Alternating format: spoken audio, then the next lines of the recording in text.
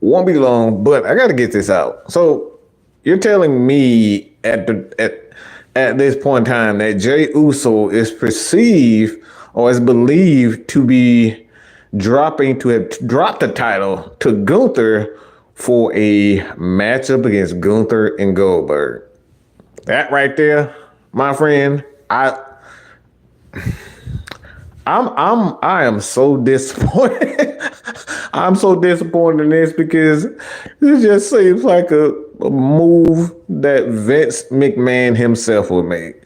And I don't have a problem with it because Vince is obviously one of the greatest bookers, and one he knows how to handle any and every situation. Whereas for the sponsors, for the wrestlers, for the behind the scenes talent, everything. All right, he knows how to handle every situation. But you telling me right now that we could potentially be getting Gunther and Goldberg, and that's one of the main reasons why they put the title on Gunther, so he could potentially lose it to Goldberg, who is looking to retire and have his final match with the WWE, and possibly wrestling all together. Like, I don't know how I feel about that. I will say this, is that I can understand two things. Right now, we seem as though that we could be getting the return of the Usos, the tag team back together. I'm also hearing that Jay could be looking. I mean, maybe taking a small break. I'm guessing, but there's some other things with Jey Uso that like I said, I'm not necessarily feeling it, but we'll see. But we could be seeing Jay get the title right back and an opportunity with a stipulation. So I'm hearing that there's a stipulation along with this Gunther and Jey Uso. I will probably think that it's going to be one of those situations where this is one last match, one last time. Whoever wins, nobody can challenge the winner of this match. But for me, this has already been ruined because they're building Gunther like he's this untouchable mega star, great wrestler, and just overall talent. I don't necessarily see it. Is the dude good in the ring? Absolutely, without question. But the way that they're building him with Jay, I got a major problem with that because he's making Jay look like he's an absolute bitch, in my opinion. And I don't like it, and I don't like it a single bit. My thing is like, do you have to make Jay look so weak? Do you have to make Jay look so weak in favor of Gunther? Now, I understand that he's a heel. I understand you got to do certain things to kind of get the crowd and the people invested in the character of Gunther. I understand that you need to build the heel like Gunther. I mean, they did it with Dominic Mysterio, and he did a wonderful job of doing so. I love what I'm seeing from him. All right, I love what I'm seeing from him. But the thing with that, it's like, all right, you built up Dominic to be this great heel, and he's done a good job, only to turn around and him have his moment and then take it away. Have his moment, take it away. It's like y'all don't want certain people, and it goes back to that CM Punk reference.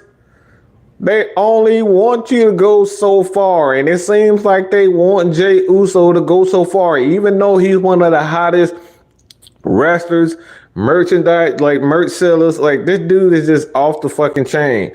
But they only want him to go so far. That glass ceiling that he talked about with Vince McMahon, it seems like your boy Triple H has adopted that right there mentality. And like I said, for me, I don't like it because they're pushing Gunther like he's the greatest thing in the freaking universe. Okay?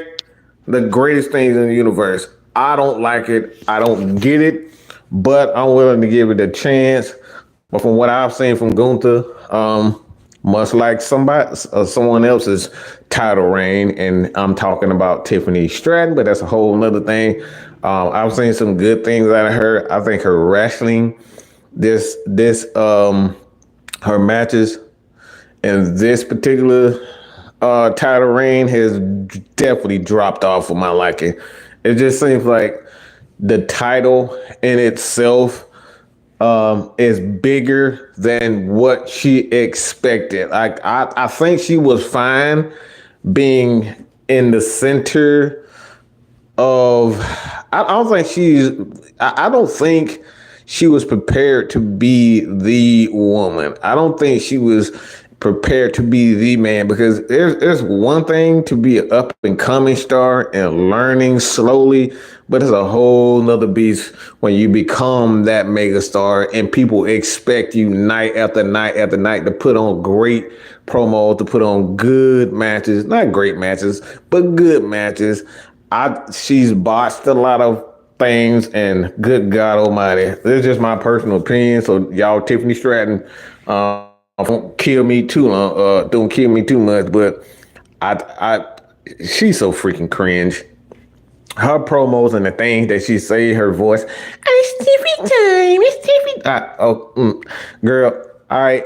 Look, I'm gonna give you a pass on that because I know you're not the greatest, and I try not to judge a lot of superstars based on other, but what she's been saying and what she's been doing has been absolute cringe.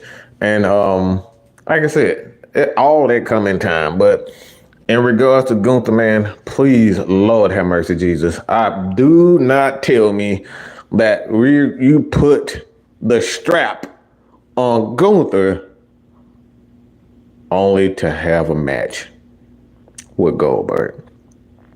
This reminds me of an incident, and I will never forgive the WWE for this. I will never, okay? Because I'm not going to get that moment back. This reminds me of when Bray Wyatt was given the strap. He was given a WrestleMania moment. And you give it up. You have him lose to Randy Orton. You have him lose only, okay? You have him drop the strap just to put it on a guy like Jinder Mahal. Randy Orton loses the title to Jinder Mahal, and then the WWE goes on the promotional tour to try to sell people on the idea that Jinder Mahal is some great heavyweight champion. And this is what we're talking about. A lot of WWE, they love to put the strap on people because they have some promotional deal that they want. When they go to a company, when they go to a certain area, Europe, a lot of Canadian tours, they want to put the strap on people who are respected during that time. Like I said, I get it, but you take the strap off of Jey Uso to put it on Goldberg, or to have it seems as though that the match that you promoting with Goldberg is that much more enthusiastic. At the end of the day, Goldberg is Goldberg. People are going to be invested in Goldberg, whether he has a strap or not. He is who he is. So I don't personally understand why this would be the case if this is something that they are doing. If this is something that they are doing, I don't understand it. I don't get it at all. But like I said, this is about wrestling. It's about long story, okay? Long time storytelling. The long haul. I don't see it now, but we're going to wait for the payoff. And hopefully the payoff is a hell of a lot better than what I'm seeing right now. We'll figure out what the hell's going to happen with Jay. We'll figure out what the hell's going to happen with Jimmy, because now you got Solo Sikoa is going, he's going at Solo. Seems like that duo is about to pretty much blow up. We'll figure out if, at some point in time, you can have Solo Sikoa standing next to Roman Reigns, in this thing with Seth Rollins and I don't know what the hell faction you want to call it. But we'll see what happens with that. CM Punk. Could we get CM Punk solo? Roman Reigns, Sami Zayn, all these guys. Could we be getting that? We'll see. So at the end of the day, man, I just hope I'm wrong with this. But like I said, it's about long haul. It's about the long time storytelling. You gotta allow the story to unfold. And that's what I'm gonna do. Okay? So like at the end of the day, that's what we're gonna do. We're having a show today, all right? The exclusive World of Wrestling. We're gonna do a recap, a week recap, SmackDown, some other publications, probably get some AEW things out there, WWE from SmackDown to Raw, and just get on some wrestling news. So if you're new to the channel, hit that subscribe button. Continue to support us right here. Exclusive World of Wrestling with the Unholy Alliance. And that's the bottom line because Mad Mike said so. Appreciate you. Peace.